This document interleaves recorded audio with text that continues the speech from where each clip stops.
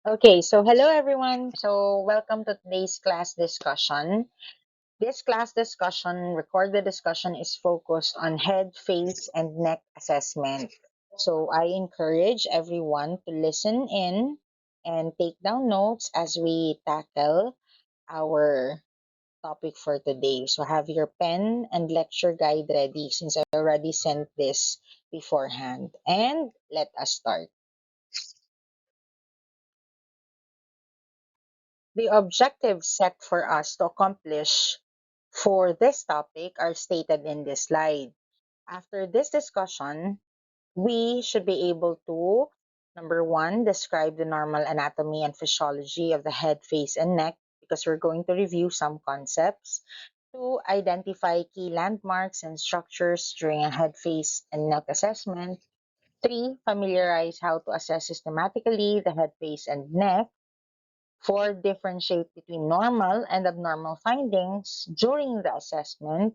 Five is document assessment findings accurately and concisely using appropriate medical terminology.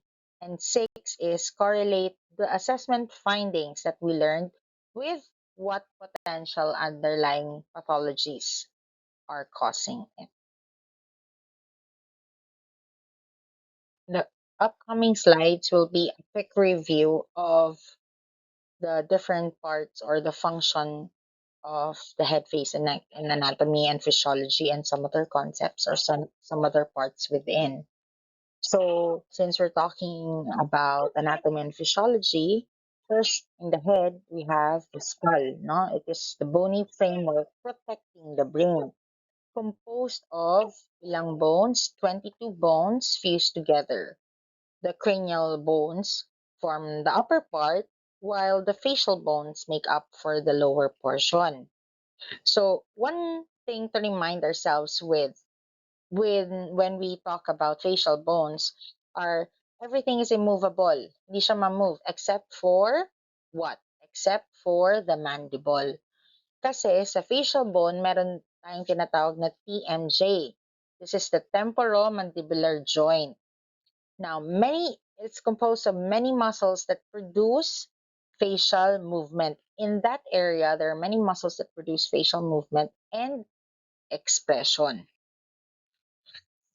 On to the brain. Now go to the brain.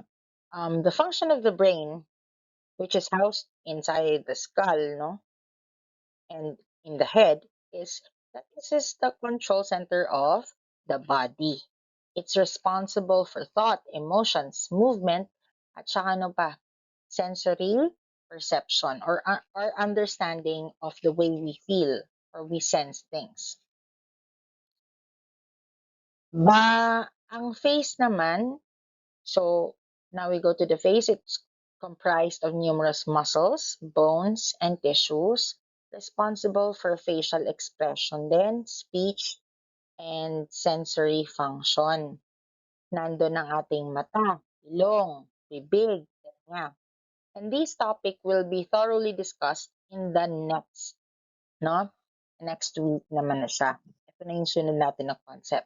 But within the face, those are the key features na nandun. Next is the neck. So what's the function of the neck? It connects the head to the torso. And in the neck, there are vital structures, no? It provides passage for vital structures. Anong vital structure? Trachea, esophagus, blood vessel, and other nerves. It is because of the neck or muscles in the neck that we are allowed, no? We are able to move our head. We are able to swallow. Now, the head, face, and neck has very important functions or physiology. Dahil dito, sa parts na ito, we are able to see things, no? Vision. Because of these parts of the body, we're able to smell. So primarily, it is sensory perception, no? And to think, and all of those things. So the head, face, and neck are, they're like, they form a symphony of interconnected structures. Muscles move the eyes, facial expressions modulate speech, and the neck serves as a conduit for vital functions. As I've said, the skull is the framework of the head. If you were listening to me, I want to know the skull is comprised of how many bones that are formed together? Kailangan alam nyo yun. Okay? The two subsections, what are those subsections? Cranium and the face. Saan ang cranium? Sa upper part. Ang face naman po ay sa lower portion. Okay. Going back to the head, no, the cranium, the upper part of the skull, we have several parts. So for you to know, I already color coded. So the frontal bone is the one colored yellow. Parietal yung blue, temporal is orange. Deep within, no, is the sphenoid, which is colored fuchsia. Ethmoid, yung red, and occipital is the green one. At the side, we have this small box that says immovable sutures. What are sutures, class? A reminder, sutures are the lines. No? These are composed of flexible joints between the skull bones. So, good to know lang ito. The sagittal or the sagittal suture is actually the line or the joint between the right and the left cranial bones. Nasa gitna ito siya. Nandito siya. Yan. Here is the sagittal. Coronal is located here, in between the frontal and parietal. Next is squamosal, in between, what is this? This is the parietal, okay, and the temporal, and lambdoid is here at the back naman. Parietal and occipital, and temporal and occipital. So this is where you can see the lambdoid sutures.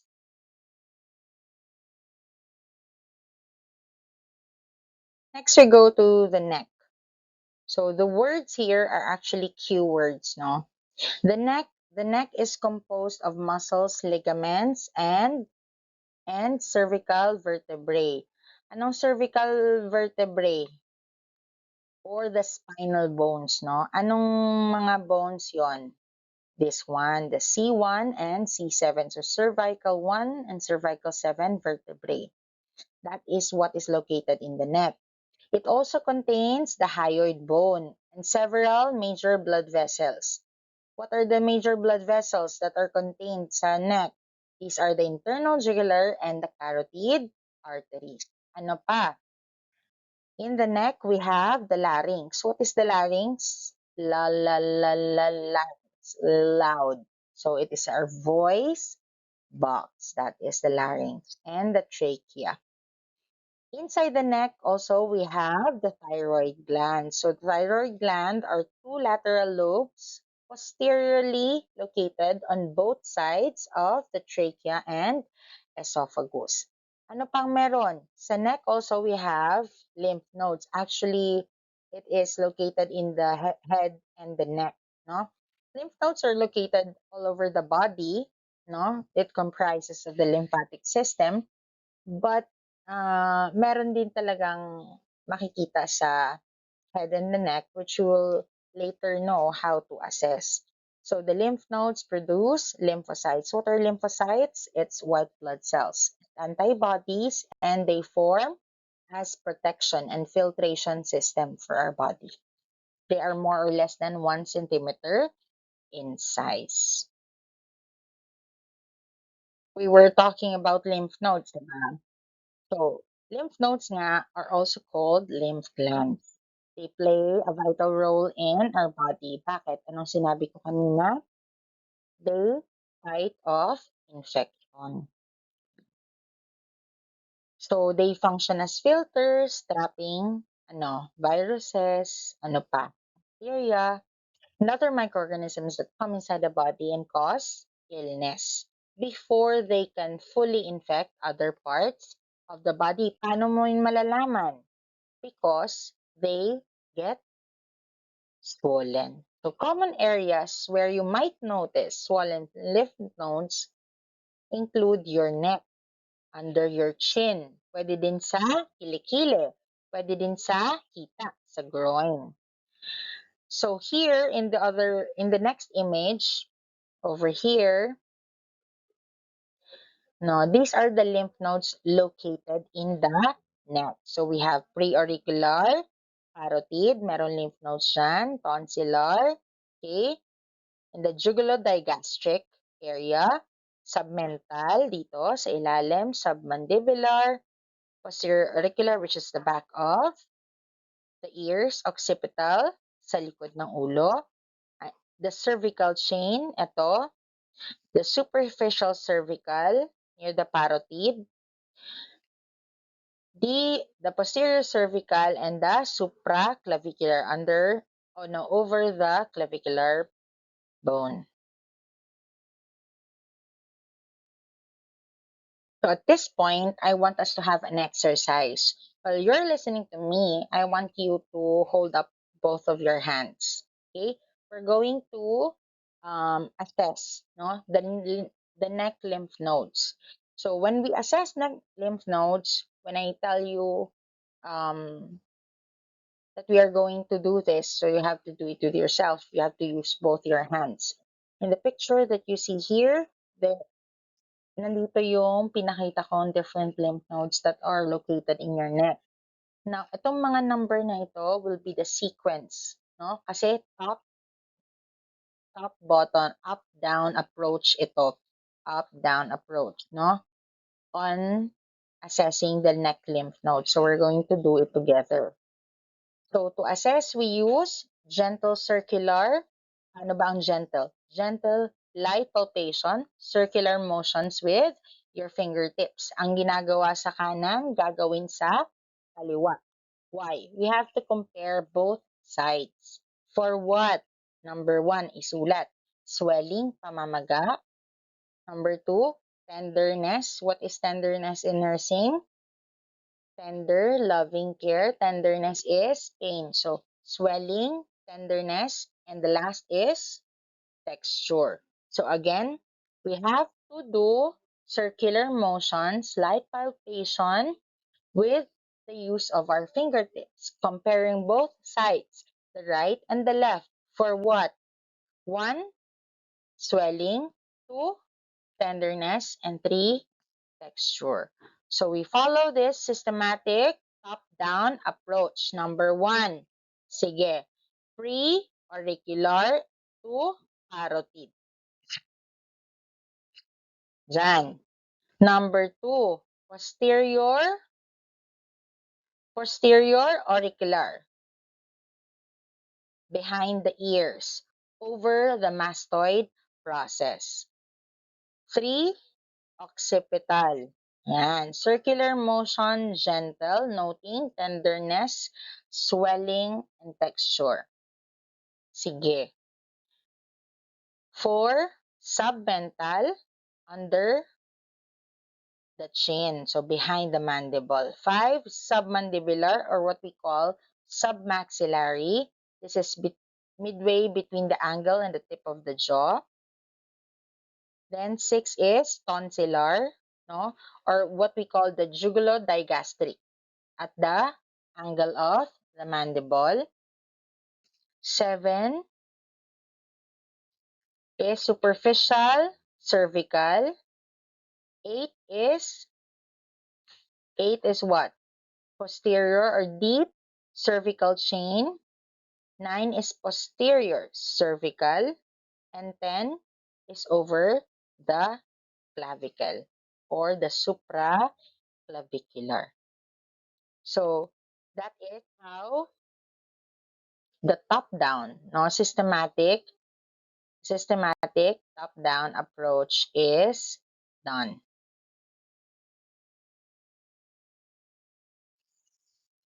So thank you for participating in that exercise. Next, we go to cranial nerves. So what are cranial nerves?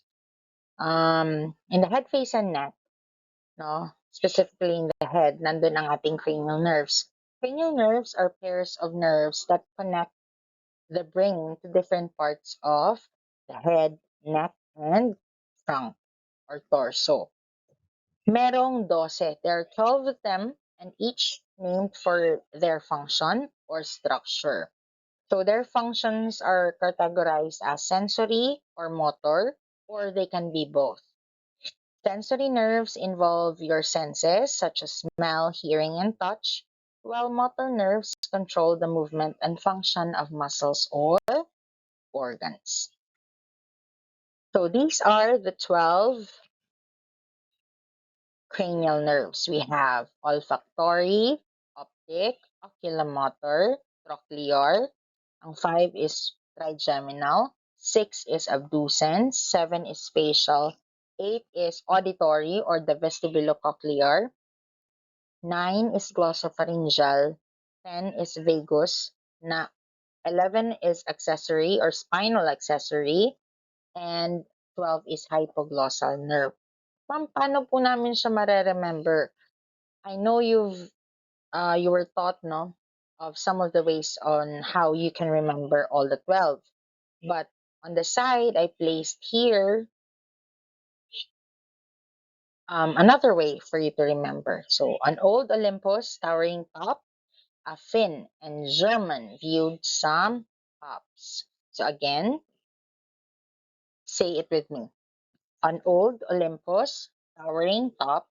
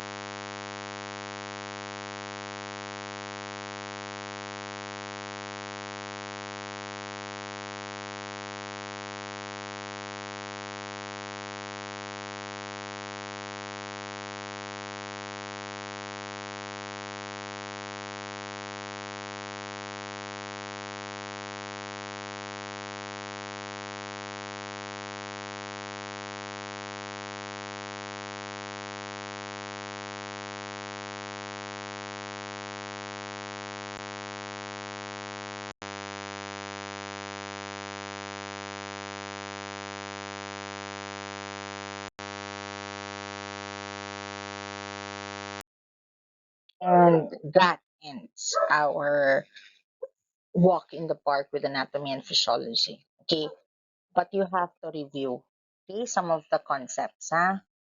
Or all of the concepts rather. So when we start our assessment, there are equipments that are needed. So here are those, but not limited to, huh? So we need clean gloves to avoid transfer infection. Kailan to, ma'am? When the patient is drenched with body or blood, no? Body fluids or blood. So, kailangan natin clean gloves.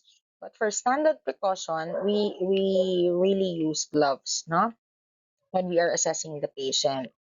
Cup of water. So, later, when we are trying to check the patient can swallow or it is for thyroid exam, pen light. So, kung ang i-check natin if we're checking for the texture or color of the skin or the color of the lesion that we are trying to see and assess, it's best to have the white colored na light. Pero pag when we're checking with the eyes, no, we have to use the yellow na light. Yun. Ang depressor, so nakakita na ba kayo ng taang depressor?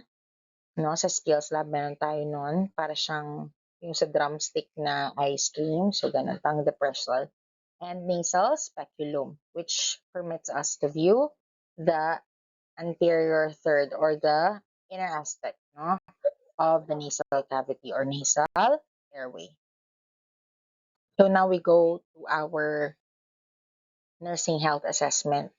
So the first part of health assessment is collection of data. No? The first two parts. The first one, number one talaga doon is collection of subjective. Then we go to collection of objective data. It is quite vital kasi during nursing health history taking, which is obtained via interview, we get information that can help us correlate kung ano ang nangyayari sa pasyente, the overall condition of the patient. So in the subjective data, if I'm to remind you, dito ang chief complaints, no? History of present illness, history of the past illness or past health history, family history, lifestyle, and included doon yung hygiene and all the other information.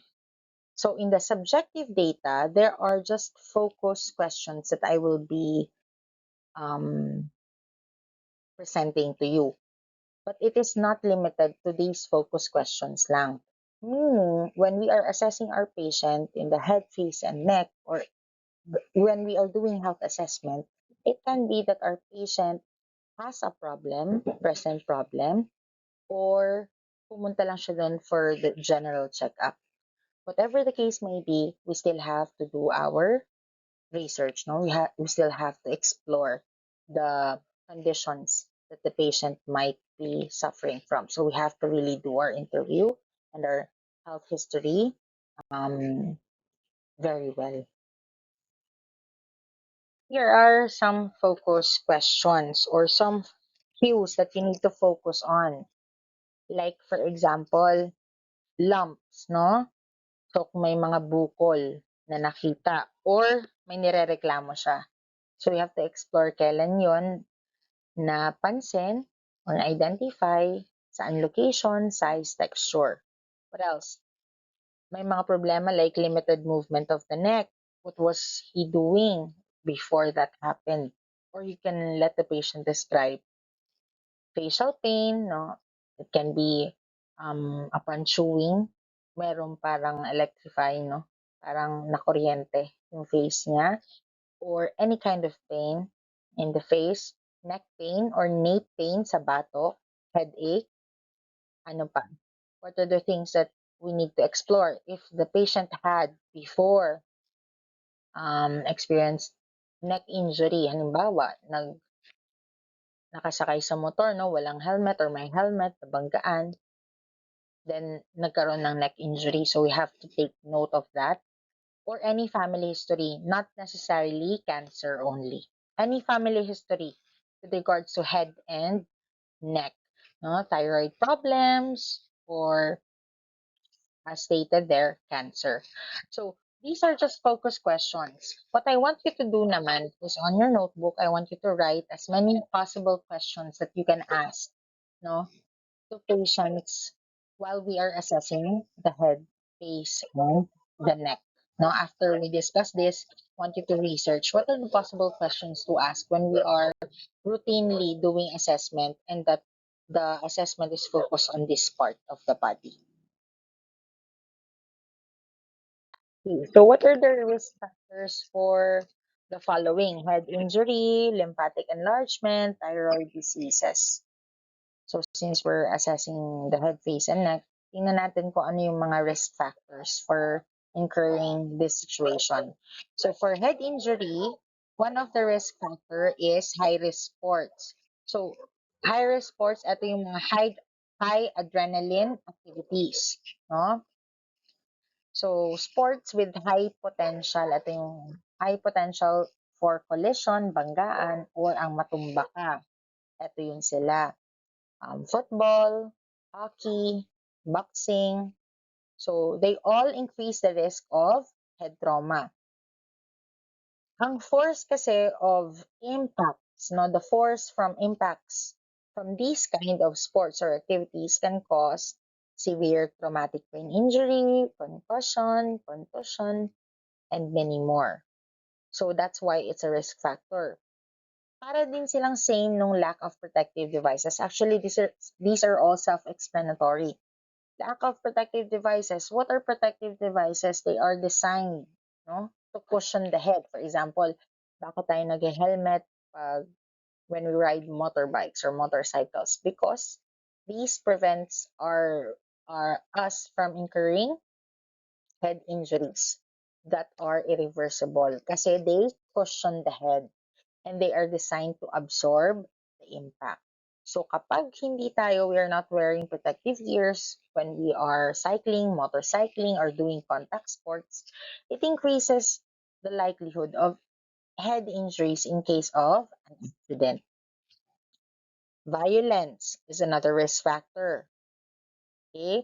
Physical assaults, no? Or exposure to violence or kung committing to acts of violence can directly cause head trauma. Yun lang ang masapul ka, no? Masapak sa ulo.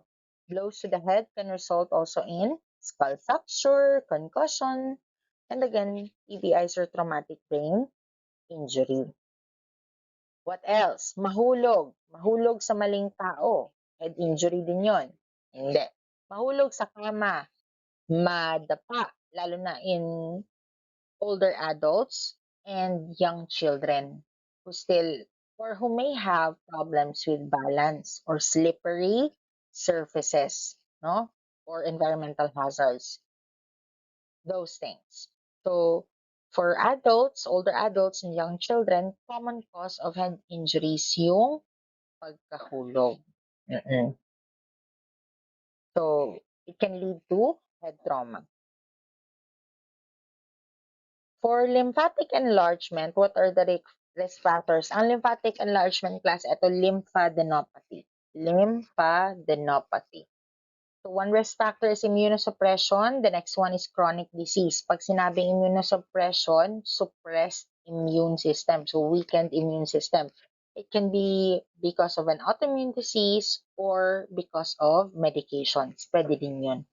So kapag weakened ang immune system mo, since the lymphatic system or the lymph nodes are part of your immune system, anong mangyayari? Hindi na sila makaka-fight off sa infection.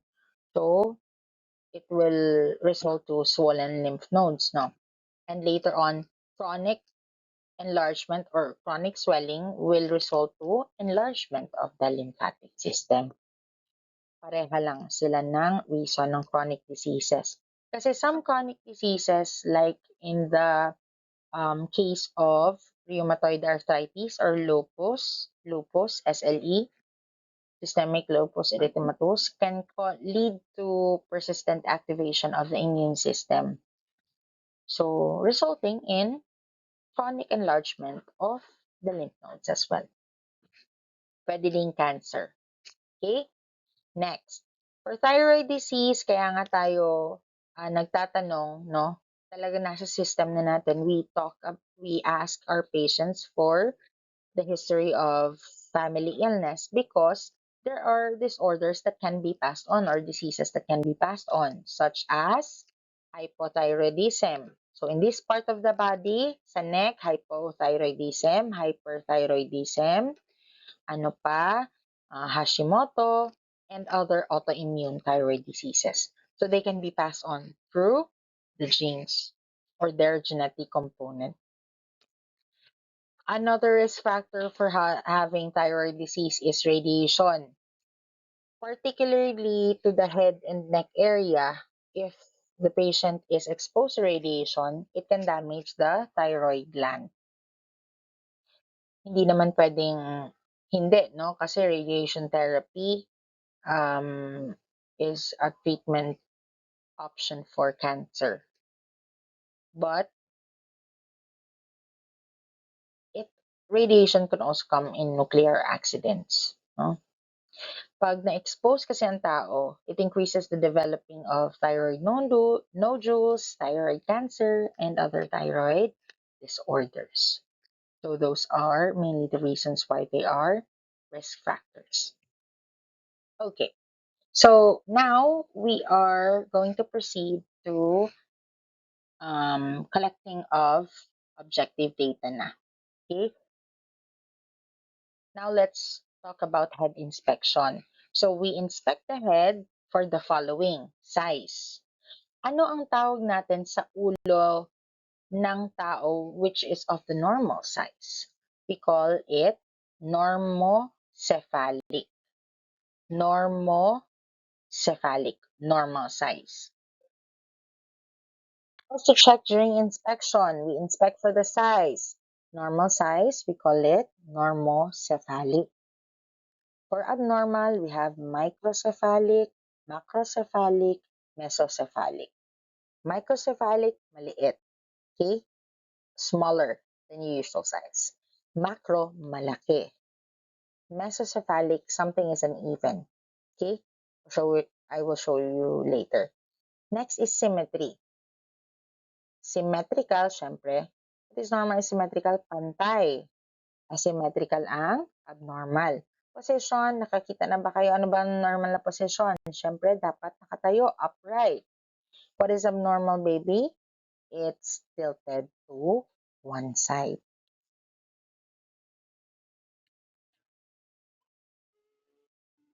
So again, with head inspection, we include the following: the size, symmetry, position.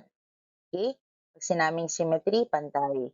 Okay? Pagkakapantay-pantay on both sides, di ba? When we say symmetry, we visually divide it into two and we compare right to left. Size is, kung normal, it's normocephalic. Pag malaki, macro. Pag maliit, micro. If there's something uneven, can be meso. And the position will be upright. Pag abnormal, it can be tilted to one side.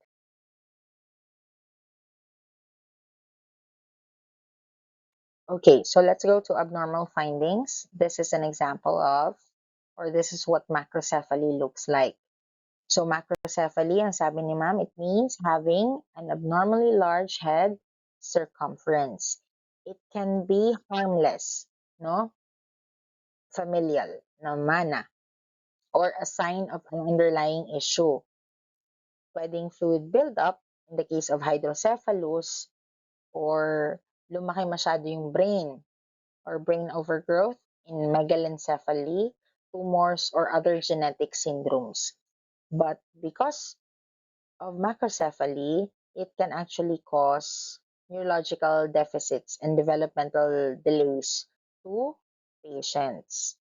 So, ang common signs and symptoms nito is rapid head growth, no? Makikita mo yung veins sa scalp ng bata. Developmental delays. So, malaki yung head and hindi niya nare-reach yung learning milestones niya.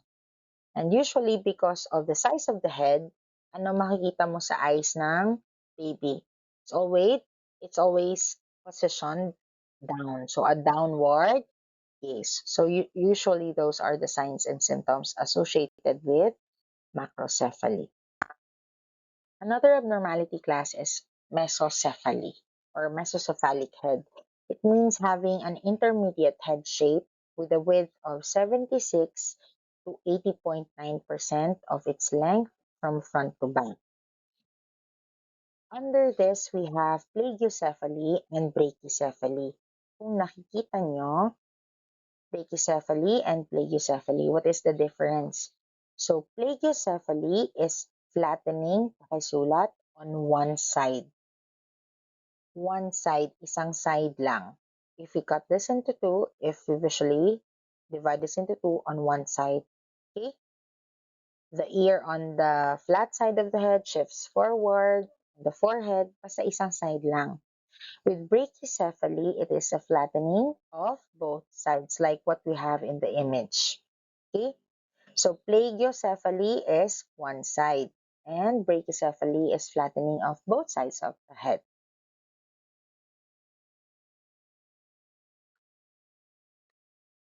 Okay, this is plagiocephaly. Oh, flattening of one side. Ito lang. Ito lang, no? Okay. Next thing to inspect is symmetry. Ang sabi natin, what is normal it should be symmetrical. So when we divide the face, no, on the head into two, dapat what they're the same, no? They're somehow aligned. The eyes, the nose, the mouth, they're aligned. So normal is symmetrical, abnormal is asymmetric. Class, ano kaya ito? Normal or abnormal? Sige, answer? Yes, abnormal. So it's asymmetrical. So these are also pictures of abnormalities when we talk about symmetry. So their face is not symmetrical. Ma'am, paano nga po yung alignment of the eyes, nose, and the mouth? Okay, so that's how you check or you inspect the head for symmetry.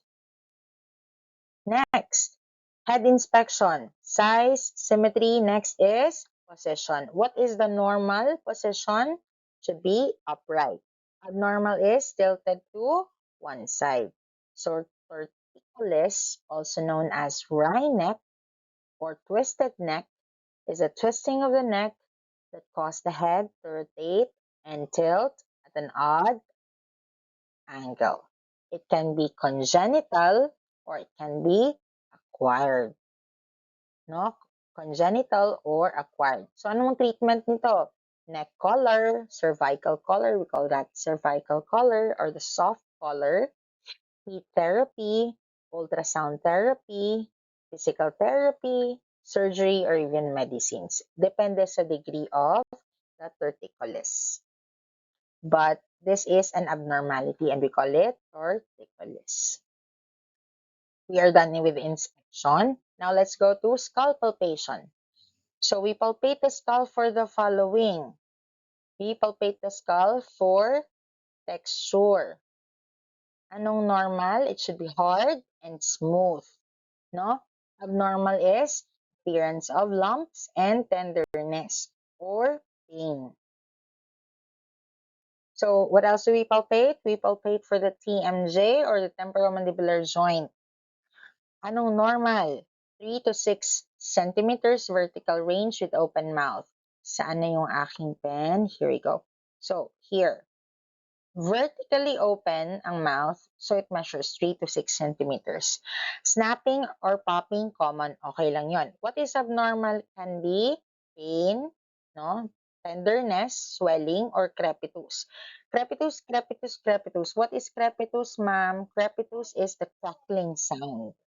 Okay? May cracking sound when he opens his mouth or when you try to palpate, no, nagka-crackle or nagpa-pop. So, what is other abnormal cues? Restricted motion. Pag open niya ng mouth niya, imbes na parang symmetrical, nag-deviate to one side, no? Those are abnormal findings. Ayan. And swelling, no? In the case of parotitis. Okay. While we're doing the skull inspection and palpation, we can also inspect and palpate for the cranial nerve number 7. The cranial nerve number 7 or the 7th cranial nerve is the facial nerves, and it controls several muscles in our face, like the ones that help us smile, frown, wrinkle our nose. So anong gagawin natin here? We will ask the patient in order to test for cranial nerve number 7. O sige, sabay-sabay tayo. I will tell you what to do and you will do it. Okay? Class, I want you to all smile. And I want may mirror kayo or look at your phone, no? Open the video and smile. Okay, look at the symmetry of both the right and the left part of your face. Okay, frown. Raise your eyebrows. Dapat dalawa. Show your upper teeth. Show your lower teeth. Keep eyes closed. And here, well, if the patient is in front of you, while the patient keeps his or her eyes closed, you try to open them and see, no, their motor control. And that is how cranial nerve number 7 is assessed, no, in the skull inspection and palpation. So, anong normal, ma'am?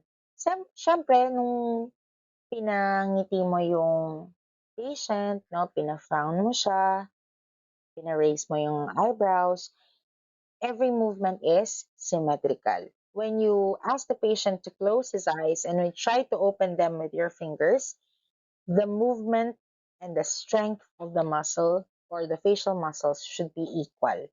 What is abnormal? Siyempre, loss of asymmetrical movement or muscle weakness. There's drooping of one side of the face or drooping of the lower eyelid in the case of Bell's palsy. Or habang nakasmile yung isang side, naka-frown naman yung isang side. So that is abnormal finding because we are looking for the symmetry of movements of the two sides of the face. Next, we inspect and palpate the skull for another cranial nerve. Cranial nerve number 5. So what is cranial nerve number 5? It's a trigeminal nerve. Its function is motor. So it involves the face. So here, we check if there is symmetrical jaw movement, symmetrical muscle or equal muscle strength of the jaw. You will ask the patient to open his mouth while you put your hand at the lower part of the chin and try to close it. No?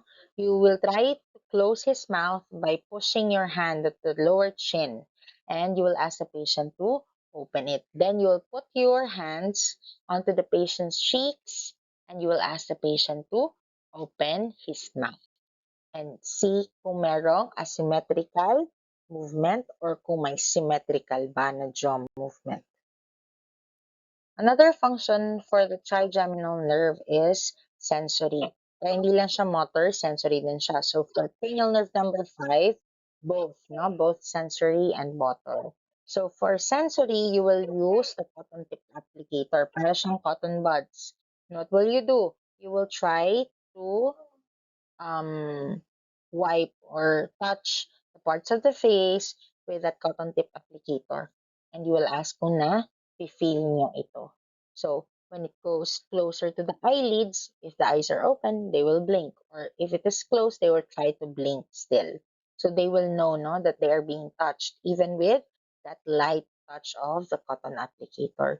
What is abnormal is, syempre, absent or decreased or hindi pareha yung sensation na nafe-feel niya.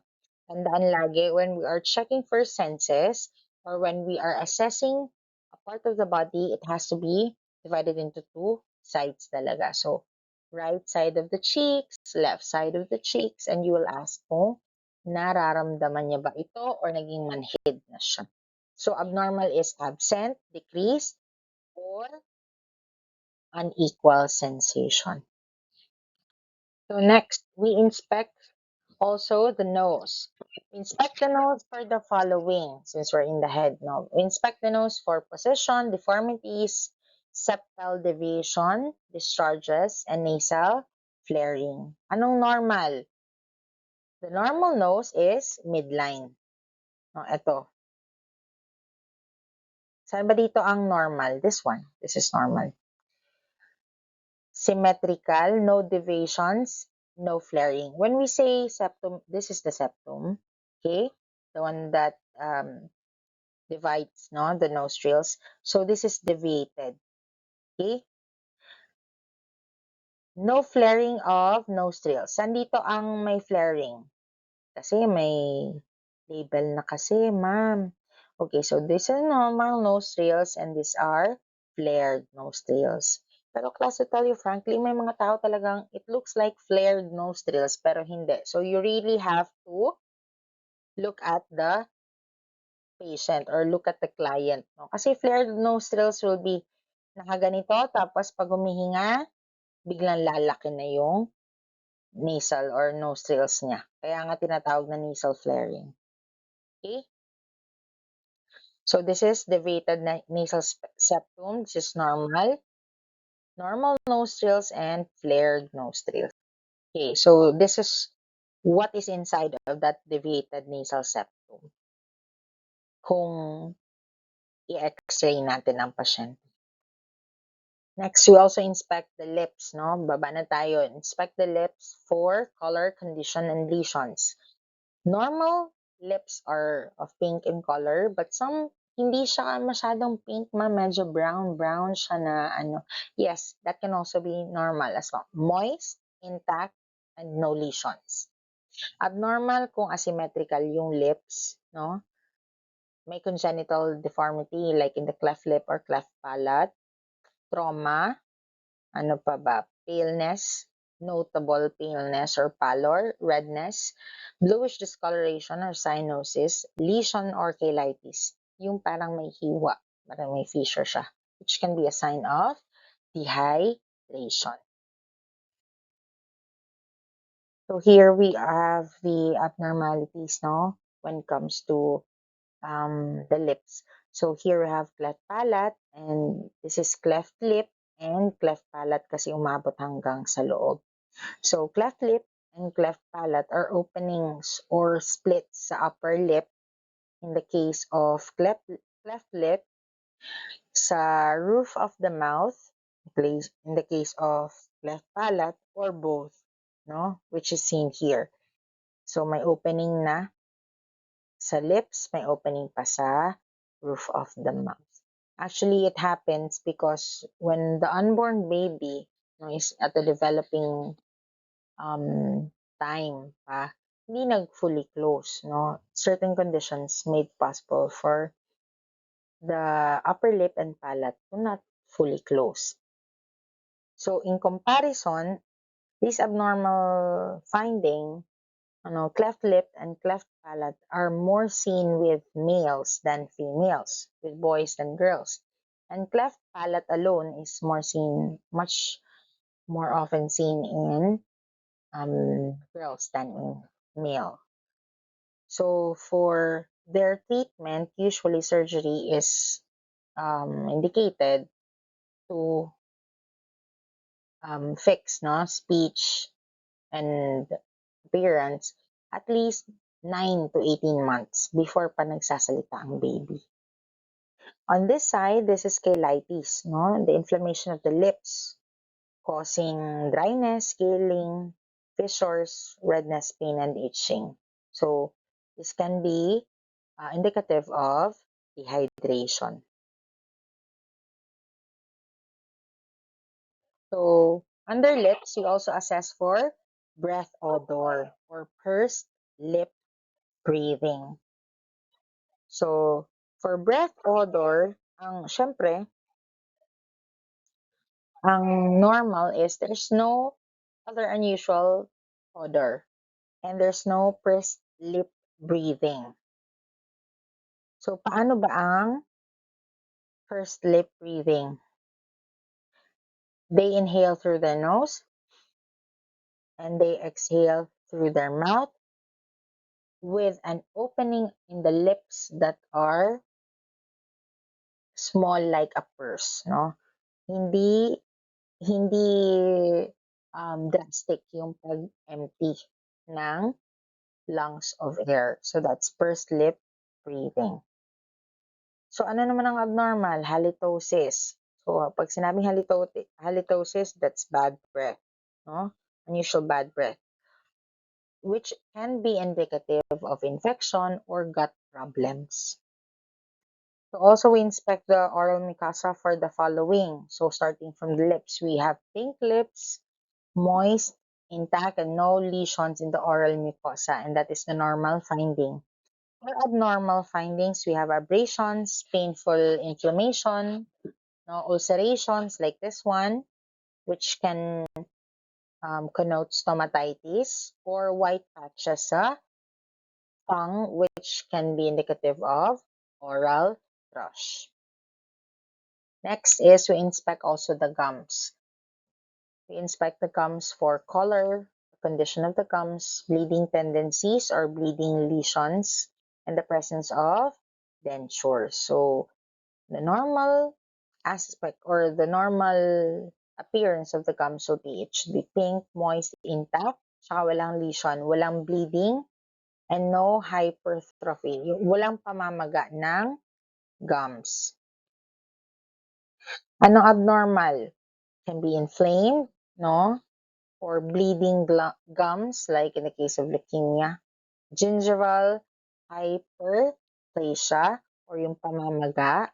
Or pale or gray ang color ng gums, or madali nga mag-bleed in the case of chronic gingivitis. This one class is gingival hyperplasia. Ito naman is bleeding, no? Inflamed, bleeding ang gums. Next, since we're inside the oral cavity, let us check the teeth. So during a teeth inspection, we will weight the number, the color, and the condition of teeth to determine oral health. In adults, there are a total of 32 teeth. So that's a normal finding, while in children it is 20. So healthy teeth typically range from white to light yellow, na walang caries, walang cavities, and there are no noted missing or loose teeth. So what are abnormal findings? So abnormal findings in the teeth can include loose teeth or crooked, or what we call malalignment of the teeth, no, na kailangan mo minsan magpa-braces, diba? Yan yung treatment. Dental caries, and teeth that have been discolored. So, pwedeng grayish teeth, which can be brought by tetracycline, the antibiotic linked to the tooth tissue, and pwede ding orange in the case of iron supplements, no?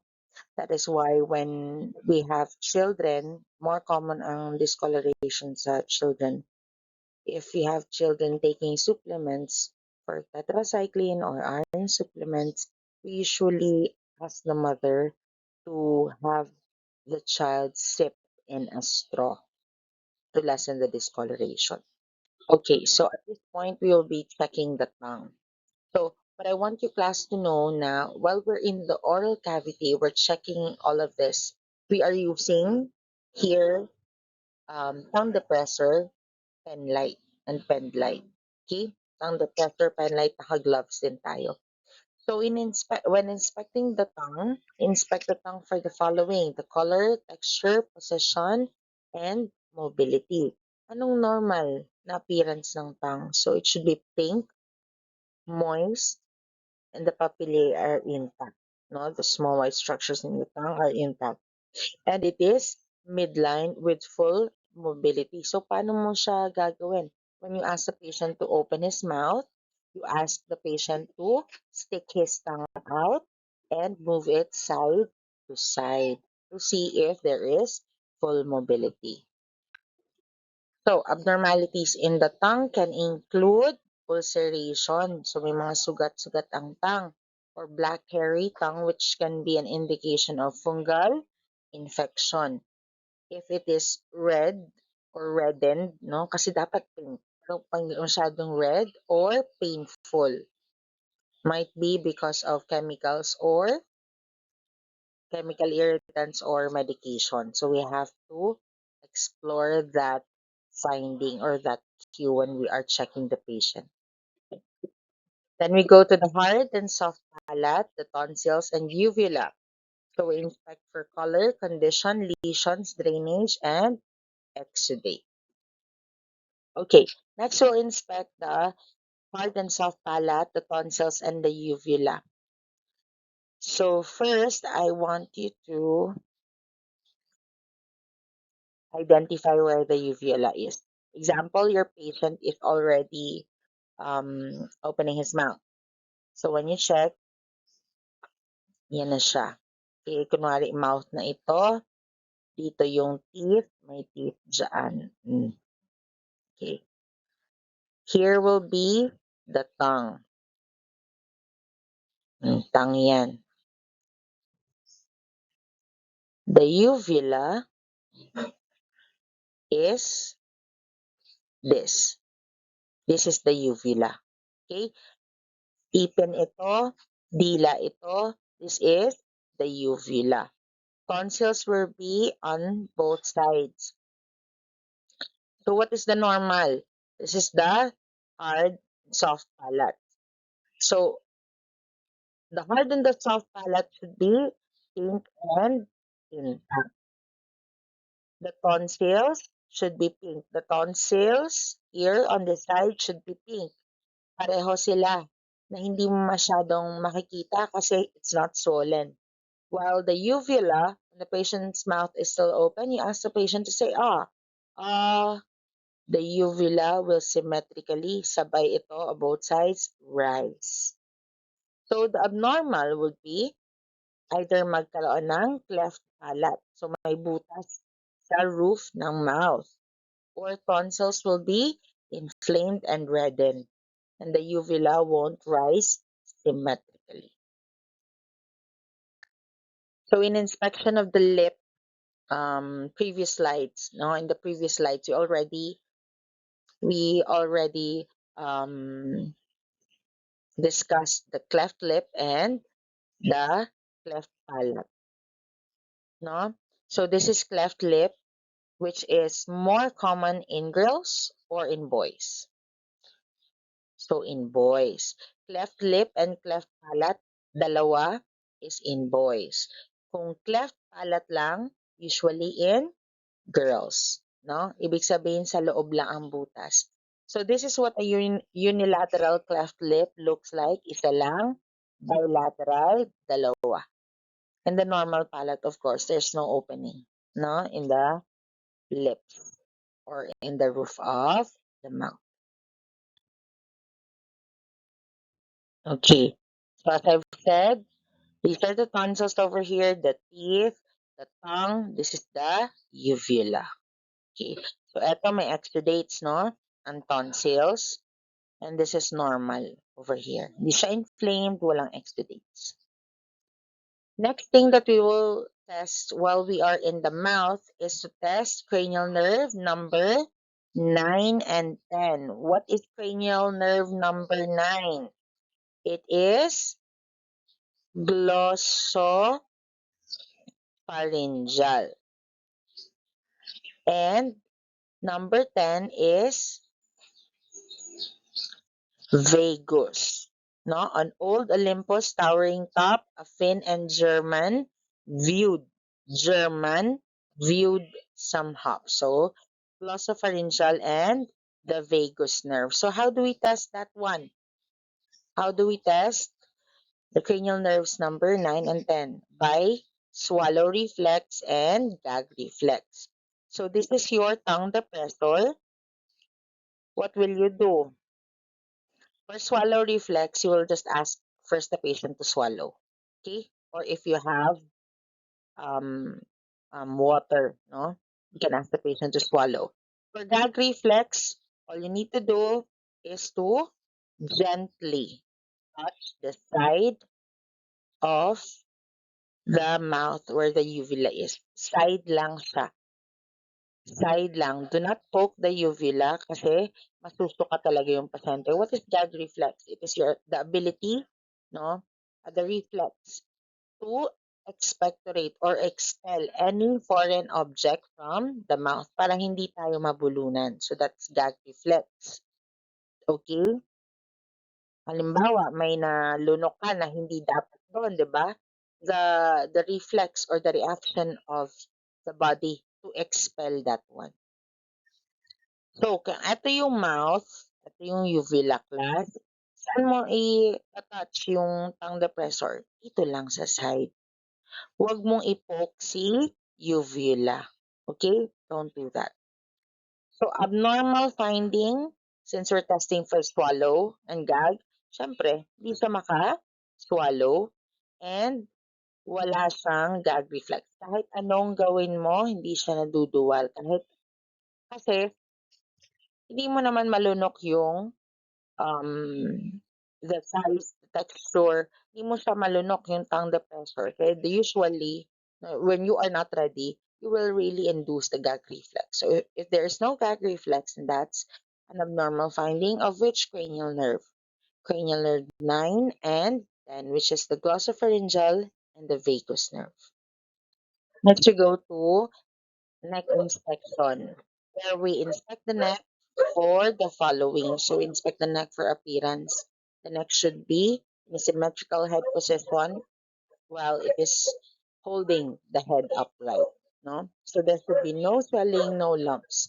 An abnormal finding could you could note asymmetrical, no, and there is swelling. Okay, so while we're in the neck, we also assess the trachea, the thyroid, and the lymph nodes. So first, we assess the trachea. Yung sa ilalim muna. First, we assess the trachea, then the thyroid on both sides of the neck, and then we palpate the cervical lymph nodes. Again, assessing for tenderness, swelling, and the texture. As we palpate the trachea, so tracheal palpation, the normal finding should be midline. Okay, nasa gitna siya ng neck. Symmetrical and landmarks are identifiable. While abnormal findings should be asymmetrical, no? Hindi siya nasa gitna, hindi siya pantay, and it deviates from the midline in the cases of tumors and gout. Okay, so next is palpating the thyroid. So when we are palpating the thyroid, first we have to stand behind the client and position hands with thumb on client's nape, no, sa batok. Ang ating thumb ay nasa batok. Ask the client to put the head back slightly and our index fingers just below the thyroid cartilage. Ask the client to swallow water. So kaya tayo may cup of water to check for the thyroid. And feel, and as the client swallows water, we will feel for the rise of the thyroid and palpate the lateral lobes, noting for symmetrical rise, for the size, and any tenderness or swelling. Okay. Next is lymph node palpation. So we already discuss this, no? But when we are doing the lymph node palpation, it is normal to note na it is usually not palpable. Ang sabi nga natin, the lymph nodes are bean-shaped and are usually measuring less than 1 centimeters. So, ang normal finding is hindi siya palpable, or if palpable, it should be less than 1 centimeter and round, and it is mobile, soft, and it is not painful. For abnormal, ang abnormal would be enlarged and tender nodes and irregular and greater than 1 centimeter, which means it it might be metastatic or might connote metastasis. So if it is hard and fixed, kasi dapat mobile and soft or movable and soft ang lymph nodes. Okay. So now we're done with the head, face, and neck assessment. So let's discuss some of the nursing diagnoses that we can use for our patients if there are abnormal cues relating to this part of the body.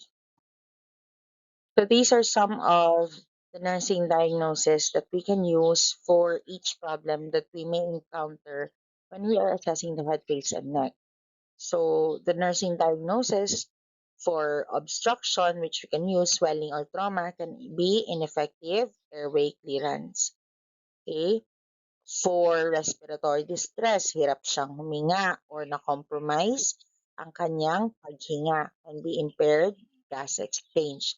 Anything related to pain or tenderness, there's headache, there's facial pain upon biting, there's neck pain, no, may limited movement, can be acute pain. Kapag ang patient naman is altered mental status, ibig sabihin confused, or hindi siya makakita, or hindi siya masyadong makarinig, that makes him have balance issues, can be risk for injury. If there are lesions, wounds, infections that are seen, no, in the part of the head, face, and neck, can be impaired skin integrity.